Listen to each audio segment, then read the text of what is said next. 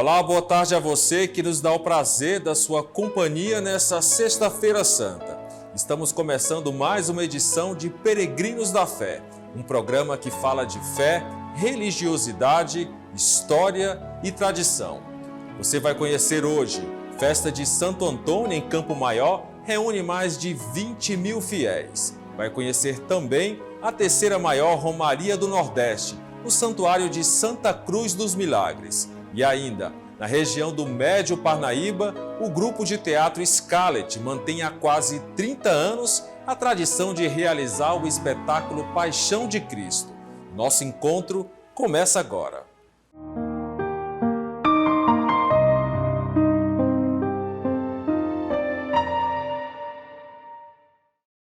Uma das principais cidades do Piauí tem sua origem e história inteiramente ligadas à religiosidade de seus habitantes e à fé de seu povo em um santo padroeiro.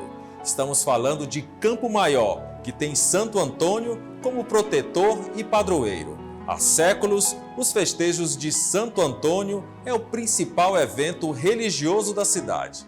Campo Maior é uma cidade no norte do Piauí, com cerca de 47 mil habitantes.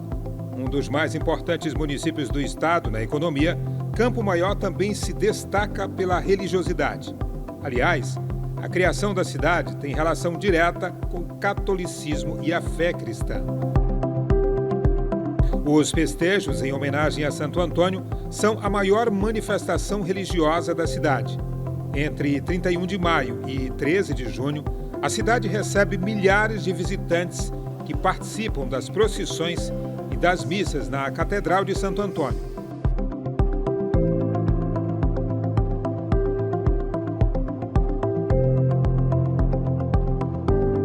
A escolha do padroeiro da cidade foi feita há mais de 300 anos. A região tinha muitos fazendeiros de origem portuguesa. Um deles atendeu o pedido do pároco de Nossa Senhora da Vitória, em Oeiras, então capital do Piauí, e construiu a primeira igreja nas terras onde hoje é Campo Maior. O santo escolhido para ser o padroeiro foi Santo Antônio, por ter nascido em Portugal.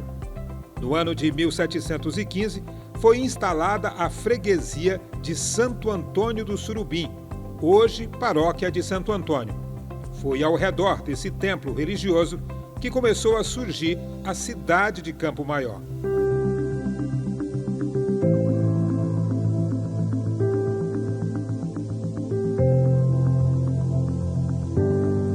O escritor campo-maiorense Celso Chaves conhece bem essa relação entre a paróquia de Santo Antônio e a história da cidade. Falar da história de Campo Maior é falar do festejo, é falar da igreja, né? São coisas que se complementam e se confundem na história da cidade. É um dos eventos mais antigos, na verdade é o evento social, religioso e cultural mais antigo da cidade, até porque a cidade ela foi fundada a partir da igreja de Santo Antônio. Então, os festejos é o evento mais tradicional e mais antigo da cidade de Campo Maior. Não existe datas precisas de quando iniciou o primeiro festejo, mas há relatos de que o festejo ele começa ali por volta, né, do século XVIII, né, final do século XVIII e chega a XIX. Encontramos algumas fontes que no final do século XIX já existia uma certa robustez do festejo, né? A visita de romeiros ao festejo de Santo Antônio, principalmente também da cidade de Teresina. Inclusive existe um jornal antigo da cidade de Teresina chamado A Reforma. E nesse jornal nós encontramos uma crônica de um teresinense que não se identificou no jornal. E ele relata com precisão a noite, principalmente a última noite do festejo de Campo Maior, né, e relata com precisão o movimento festivo, né, a questão das vestimentas das senhoras, né, o enfeite da igreja, né, os bailes, porque antigamente, antes desse festejo que a gente chama do festejo da era moderna, o movimento social ocorria nos casarões das casas antigas da Praça Bonaprima, do qual nós estamos instalados numa agora nesse momento. Então, a parte social ocorria nos casarões dos senhores de gados, né, dos senhores proprietários de escravos, após a solenidade da noite. E esse festejo, com o passar do tempo, ele foi se modernizando, chegou o século XX, né? Chegou o século XX e aumentando a proporção dele. Inicialmente, a parte social ocorria ali por trás da igreja, ali por trás da igreja matriz. Nós temos uma praçazinha pequena chamada Praça Rui Barbosa, e lá começou-se a aglutinar após os festejos a parte social. Depois, com a chegada de um padre, Monsenhor Mateus Cortez Rufino, por volta da década de 1940, né, o ano 1940, esse padre ele vai dinamizar a administração da igreja, né? Ele vai modernizar a administração da igreja e também vai trabalhar a questão dos festejos. E aí começa uma etapa fundamental nos festejos de Santo Antônio, que é o surgimento das barracas, né? A questão também dos fogos, né? Das bandas. Então, a partir desse momento, o festejo ele começa a ter um caráter mais de show, né? Com uma grande proporcionalidade. E a partir ali, dando prosseguimento à década de 70, ele vai se transformar num fenômeno que é hoje no Piauí, que é um dos maiores festejos do estado do Piauí, principalmente da cidade de Campo Maior.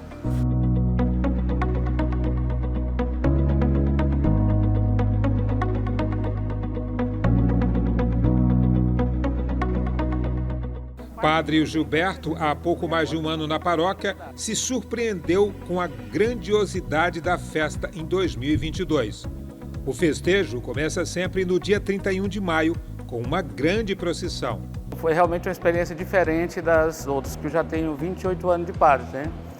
Diferente porque aqui é uma coisa bem maior e é considerada a mãe das igrejas da diocese, né? Então é uma coisa bem maior, não tem comparação. A gente lá fazia umas equipes pequenas, organizava mais ou menos, não era uma coisa assim tão grande. E aqui eu fiquei quase perdido no meio de tantas equipes, de tantos grupos, de uma organização tamanha. Ainda bem que Dom Francisco, vendo que eu sabia que eu não tinha esse costume de estar num lugar tão grande, ele assumiu muita frente um pouco para me ajudar, para eu não ficar meio perdido mesmo. Mas eu já vi muita coisa desses dias, eu acompanhei tudo, né? Só que, assim, às vezes, certas decisões que eu ainda ficava meio sem saber como resolver, o Dom Francisco estava junto para que a gente pudesse escolher o melhor. Ano passado, as festividades voltaram depois da suspensão por causa da pandemia de Covid-19. A cidade foi invadida por milhares de fiéis.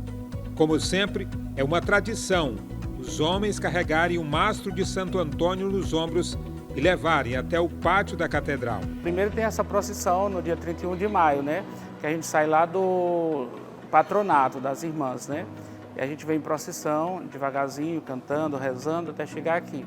E aqui se coloca o mastro e depois tem os discursos de abertura, né? E o momento de oração. Mas é uma oração rápida, não é propriamente a novena. A ideia é de que esse ano vai ser melhor ainda do que o ano passado. O ano passado já se dizia que o festejo de Santo Antônio seria um dos maiores de todos os tempos, porque já tinha passado 2 anos sem ter, porque era fechado por causa do Covid. Aí o ano passado, apesar de ainda não estar completamente aberto, ainda tinha restrições, muita gente talvez nem veio. A ideia é de que esse ano, como a pandemia está quase terminada, é de que esse ano a participação vai ser maior, mais aberta, mais livre, né? Não sabemos se vai ter tanta chuva, né? Mas a gente vai preferir fazer fora ainda, qualquer coisa continua com a mesma ideia de voltar para dentro da igreja se tiver chuva na hora da novena, né? Da trezena. Mas assim, a gente acha que vai ser melhor, acreditamos, esperamos, né? Já estamos organizando, já temos algumas reuniões já feitas, chamamos já uma comissão e também o pessoal mais responsável de nos ajudar, de organizar. Os dias seguintes do festejo são de novenários na catedral. Temos sempre missa de manhã, às 8 horas, e à noite a novena, que no início começa com um texto, assim, mas as pessoas vão chegando com o texto, às 6h30, e aí depois tem um momento em que você apresenta nomes, os homenageados, essas coisas. De 7 às 7h30 a gente começa a novena. O professor Cardoso participa das festividades desde a adolescência. Conhece como fica movimentada a Praça Bonaprimo, em frente à Catedral de Santo Antônio. Para você ter uma ideia, ela é fechada, a Praça Bonaprimo como um todo, né? Nós temos ali o outro lado, próximo do Santuário Eucarístico Nossa Senhora do Rosário, que se instala barracas pela praça inteira. Vocês precisam ver, né? As barraquinhas, elas serão construídas agora meados de maio, e com essas características bem caipira, né, que vem. E é esse retrato, esse registro que fica do nosso festejo. Depois dos meus 15 anos, a gente já tinha essa experiência, porque meus pais são campo-maiorenses e a gente vem obedecendo, acompanhando essa tradição. E depois eu fui me engajando, né, acompanhando nas caminhadas religiosas dentro da igreja. E a gente foi amadurecendo e vivenciando realmente essa cultura que hoje, não só em Campo Maior, no Piauí, mas o festejo de Santo Antônio é reconhecido Brasil e até internacionalmente. Santo Antônio de Pádua, ele considerado como um grande pregador e é o padroeiro de nossa cidade. Então, por ser o padroeiro, já traz essa referência das pessoas vindo de encontro nesse período, de estar buscando a espiritualidade, de estar se encontrando com famílias, amigos. É um período onde nasce toda essa questão religiosa e social, né?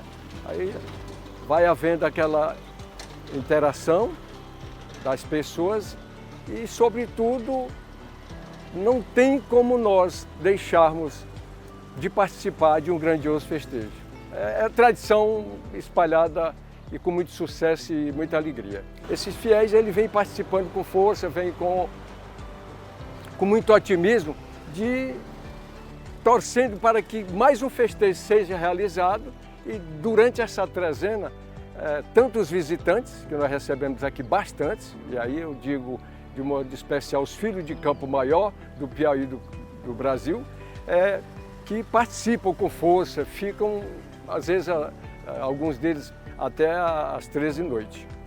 A Santo Antônio são atribuídos inúmeros milagres, mas não há qualquer registro oficial na Igreja Católica que tenha referência com matrimônio. Mesmo assim, a fé cristã continua e até hoje, Santo Antônio é considerado o santo casamenteiro. Muita gente ainda fala disso, né? E realmente na procissão as mulheres ainda ficam agarradas, mas as mulheres, né? Não sei se tem homens não. As mulheres ficam tocando no mastro de Santo Antônio na esperança de arranjar um casamento. Padre Gilberto esclarece que, na verdade, Santo Antônio era um jovem religioso nascido em Lisboa, capital de Portugal, e que fazia parte da Ordem dos Agostinianos. A casa dele fica bem no centro de Lisboa. E de lá ele se tornou agostiniano, e aí ele soube que tinha um São Francisco, né? Então ele ficou muito com vontade de conhecer. E um dia vieram os franciscanos que iam para a África, passando por Portugal, e passaram na casa deles. Então isso mexeu muito com Santo Antônio, o desejo de querer também ser missionário, ser mártir, morrer por Jesus, evangelizar. E a África era um grande sonho dele de ser mais doado a Jesus Cristo. Então ele abandonou os agostinianos para também ser franciscano. E realmente ele queria tanto era ir para a África, então ele foi para a África, mas não aguentou. Mal chegou lá, ficou muito doente e teve que voltar urgente, mas ele não voltou mais para Portugal, ele voltou para a Itália. Por isso que ele se torna Santo Antônio de Pádua, que Pádua é na Itália. Mas ele nasceu mesmo foi em Lisboa, né? O que era assim muito conhecido na época que ele vivia é que ele era um grande taumaturgo, quer dizer, aquele que faz muito milagres. Não tem até aquela música que fala, se milagres tu procuras, pede logo a Santo Antônio. Quando ele era ainda vivo no meio de nós, ele já fazia muitos milagres, já existia muitas coisas. Quer dizer, ele morreu com sinais de santidade muito claros por causa desses milagres que já realizava. Muita coisa, né? Muita história. Quando ele ia pregar, diz que até os peixes saíam das águas para escutá-lo. Os festejos de Santo Antônio são um referencial da religiosidade dos piauienses. Um evento que inspira até a curiosidade de pesquisadores e foi tema da tese de mestrado da historiadora Natália Oliveira. Segundo ela, o festejo ultrapassa a característica de encontro religioso e passa a ter uma importância social bem maior.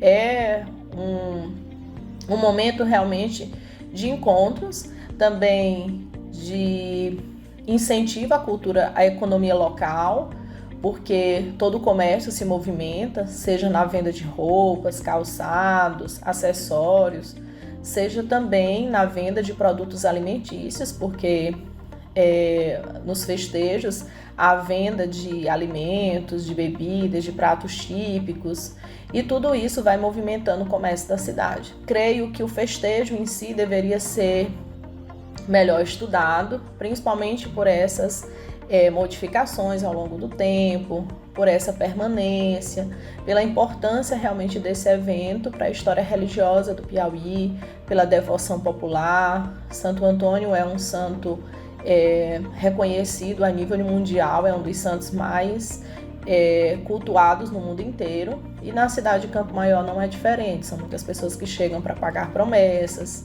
para render louvores ao santo pelas graças alcançadas. Seu Cardoso já se prepara para mais uma edição dos festejos de Santo Antônio e acredita que este ano vai ser bem maior que o último.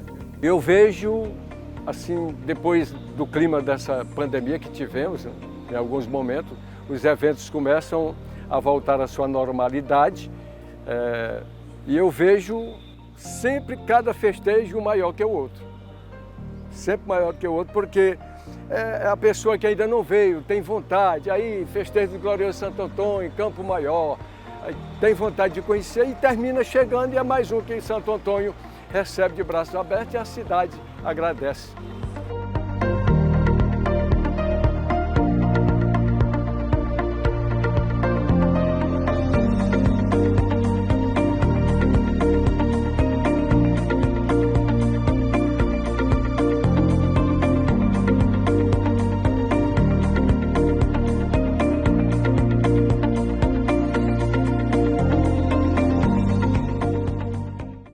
Como foi instituída a Páscoa pela Igreja Católica? Como a data é escolhida anualmente no calendário?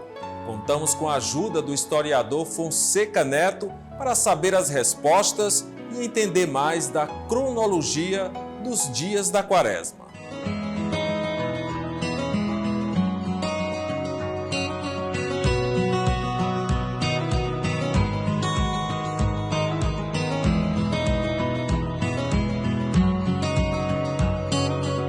A Quaresma é a data mais importante para a Igreja Católica. Compreende a chegada de Jesus Cristo em Jerusalém, passando pela crucificação e terminando com a ressurreição.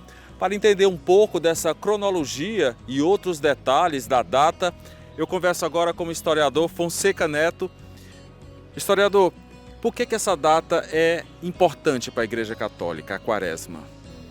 Porque é a data que lembra a fundação da própria Igreja.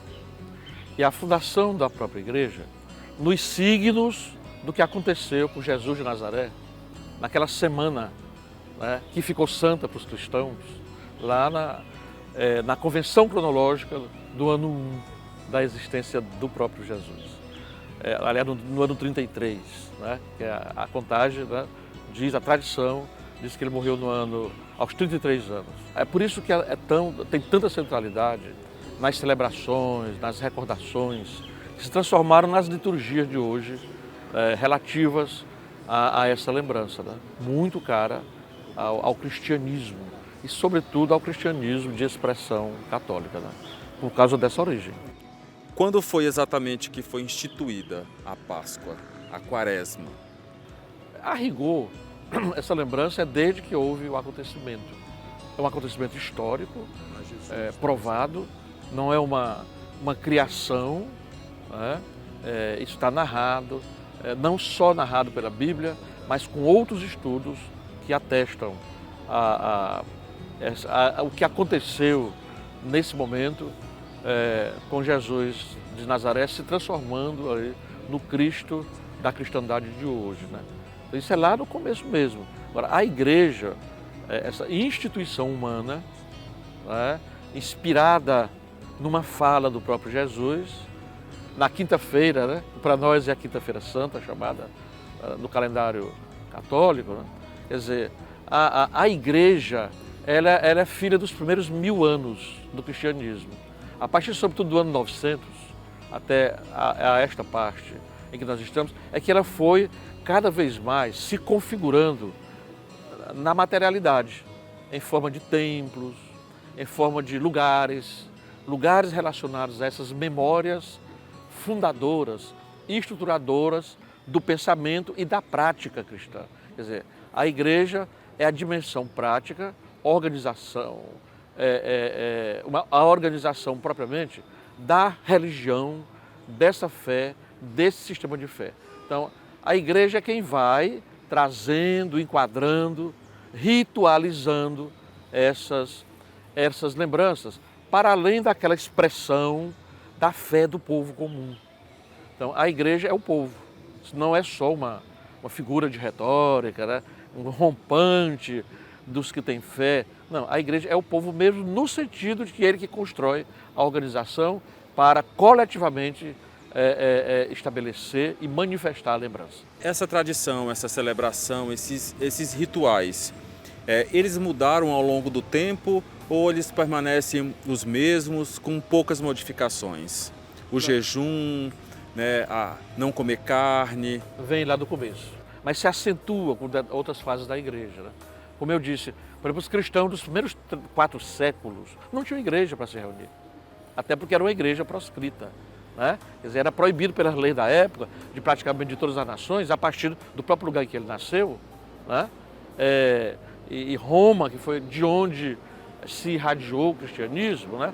Mas veja, né? Não tinham forma exterior de templo, quer dizer, criar casas para as pessoas se abrigarem dentro é alguma coisa da igreja do 5º século para frente, né? Então, vejam só, aí já existiam alguns costumes, o do jejum é um deles. Por quê? O jejum, o cristianismo não nasce do nada. O cristianismo segue em boa parte, segue os fundamentos do judaísmo. O cristianismo é filho de um sistema ainda muito mais antigo e milenar, né? O Antigo Testamento é a Torá dos judeus, né? O Alcorão deriva, né, do Velho Testamento em grande parte, né? Quer dizer, Maomé, por exemplo. Então, são modificações ao longo do tempo. Então, o cristianismo é uma tradição, é uma espécie, digamos, de uma dissidência para usar a linguagem leiga, digamos assim, comum, é uma espécie de dissidência do judaísmo, que esse mestre apareceu pregando algumas reformas, né? E então se distingue e recodifica, inclusive, várias coisas. Mas algumas tradições, como a do jejum, é muito anterior a Cristo, que retoma do fogo, da água, o batizar, por exemplo. O batizar não é cristão, digamos assim, não é uma invenção da prática cristã, não é. Já vem de tradições que, aliás, não é somente da tradição cristã, judaica, né? O batizar existe em praticamente todos os sistemas de crença, né? De religião, de busca de explicação na transcendência para se compreender a vida humana e tal. Então, são várias coisas que confluem e em 2000 anos isso vai se modificando, mas os fundamentos, alguns ritos vão se modificando, mas a tradição é a mesma. Como é que o senhor vê a celebração da Páscoa nos dias atuais? Uma mensagem muito forte, porque a lembrança de Jesus de Nazaré, primeiro, por que eu tenho essa compreensão e me ligo a ela? Porque eu considero Jesus de Nazaré um mestre, né? Quer dizer, o fato, por exemplo, de eu ter estudado história, viver estudando, inclusive os vários sistemas, e de ter percebido e poder afirmar assim, numa televisão, né? Para os meus amigos, para quem eventualmente me vê, né? Que todos esses sistemas são o homem, o ser humano, a contemplação, né, de olhar o conjunto da natureza e seus fenômenos, olhar o existente e ver, né, uma força fundadora disso, uma origem, que ela não é explicável apenas pelo estudo das moléculas, dessas coisas menores partículas que a ciência, né? Seria o que aquela célula, né? Aquela molécula Deus, digamos assim. Esse cosmos se expressa, né, na compreensão de Deus. E essa busca de ligação é o que se chama de religião, que praticamente dos tambores mais ancestrais da africanidade, por exemplo, que é o continente habitado dos mais velhos sobre a Terra, desde esses rituais até esses mais racionais, a Igreja Católica, a organização dela já é um grande sinal, as liturgias estudadas e tal, já são todos sinais de uma racionalidade dentro dessa coisa mais intuitiva de se perguntar, o Tupã dos nativos. Quer dizer, a Igreja, naquele momento que ela viveu, errou muito. Então, em chegar aqui e destruir o Tupã da cabeça deles, naquela estratégia, né? Isso é uma violência que a Igreja hoje não me parece que faz mais. Ou faz em algumas regiões do mundo, quando obrigam, por exemplo, as pessoas a usar um símbolo e a pessoa pode morrer porque não usa. Isso é um absurdo, é incabível, não está, evidentemente, né, nos planos, né, da condição de um ser existente sobre a face da Terra. Ou de outros planetas. Eu quero lhe agradecer pela essa entrevista, pelas informações. A conversa aqui está ótima. Eu ficaria a tarde toda aqui conversando com o professor Fonseca Neto. Mas antes de finalizar aqui a nossa conversa, eu queria saber quantas vezes o senhor já leu a Bíblia? E o que é que o senhor acha da Bíblia? Eu nunca li a Bíblia de cabo a rabo, digamos assim, como você costuma dizer no popular, né? Mas leio muito partes da Bíblia. Ainda criança, eu fui sacristão na igreja lá da minha aldeia, da minha cidade, Passagem Franca do Maranhão. E lá eu aprendi a ler a Bíblia, inclusive as partes dela. Né? Eu ajudava até a organizar, né, com 12 anos de idade, né? Eu ajudava até a organizar os livros para abrir no lugar que o padre, organizando aquilo que os acólitos, né, fazem um pouquinho antes da missa, organizam lá na sacristia. Isso foi de grande valia na minha história, de ir compreendendo isso. Eu vejo a Bíblia, né, dentro de uma contextualização da formação humana, né, da formação humana. Para mim, a história é essa experiência narrada, memorializada, recordada, que no caso da Igreja Católica, né, sabe fazer isso muito bem, né? Por isso é a instituição mais velha do que nós chamamos né, de Ocidente. Essa parte do mundo, essa visão de mundo, né, essa compreensão de Ocidente. Né? A instituição mais velha que existe, né, é a Igreja de Jesus Cristo, né? Depois de tantos rachas, como se diz, né? Cismas e tal, ela sobreviveu com uma maior parcela, tá? Aliás, herdeira do Império Romano. Um imperador romano, né? Leigo, que se chamava assim pagão, né? Que acreditava que os deuses eram os planetas, chamado Constantino, hoje um grande santo da Igreja Católica. Esse imperador, né, deu as chaves de Roma e disse, né, o Império Romano é agora do Papa. Portanto, passou a chave. Então, a coroa, que aliás ele não usa, a coroa papal, né, hoje mais simbólica aqui, né, do Papa Francisco, é a mesma coroa, o seu bastão é o mesmo bastão, né, que vem na história, isso provado por estudos os mais bem feitos, né, é o bastão do imperador de Roma. Isso é a história. No próximo bloco nós vamos conhecer a história do maior santuário do Piauí e a magia que esse lugar exerce sobre os fiéis. Vamos ainda a Oeiras, a primeira capital do Piauí e a cidade mais religiosa do estado. Fica aí que o Peregrinos da Fé volta em instantes.